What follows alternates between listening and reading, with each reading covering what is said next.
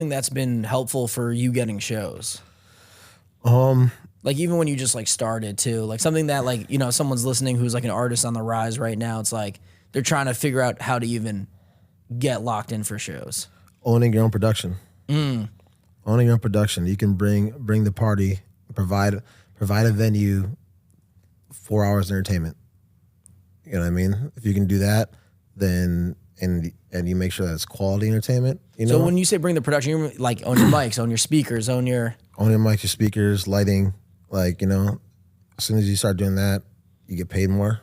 It's a lot more work. You know what I mean? You're moving speakers, you're setting up, you're troubleshooting, you're doing all that stuff all the time, but it's worth it more to pay you because a lot of venues and stuff don't have that stuff, you know what I mean? Or places that don't have it, and you can come in and bring the whole thing there. Then it's like, okay, instead of paying you, a couple $100, like I'll pay you $1,000 to bring this stuff, or I'll pay, you know what I mean? Or pay you, then you start going to places and you start bringing more people in the door. Then all of a sudden that 1,000 turns to 2,500. You become like a one-stop shop, and it's a quicker way to make it like a lucrative business as well. Yeah. You know what I mean? That's actually really smart.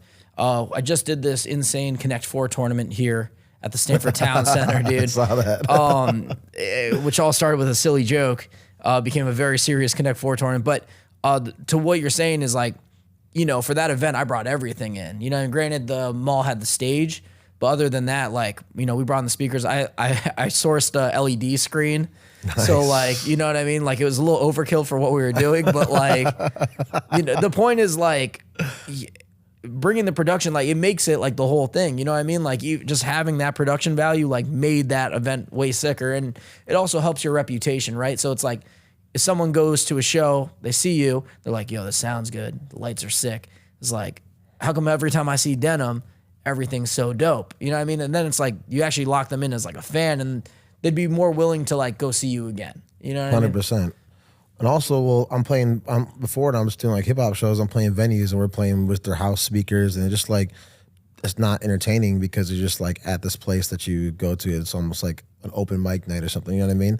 Versus now I can go there and, even when I didn't really have much stuff, I was still like making some, like doing some decoration and stuff on the stage and things just to make it look different, to provide some like your production value. Yeah, some experience, you know what I mean? And so then after a while, people will just be like, yeah, I can go to the same place I go to all the time, but it's like when I go to the shows that Denham does, it's just a little more fun. You know what I mean? When did you start like decorating like the stages and like having a care for this? Like when did you realize that that was an important thing to do? Once I started like really putting on my own shows, before I was always just scrambling to be a part of shows and other artists and stuff, but you never make any money and you're just like, you're just playing there and it's just like 10 openers and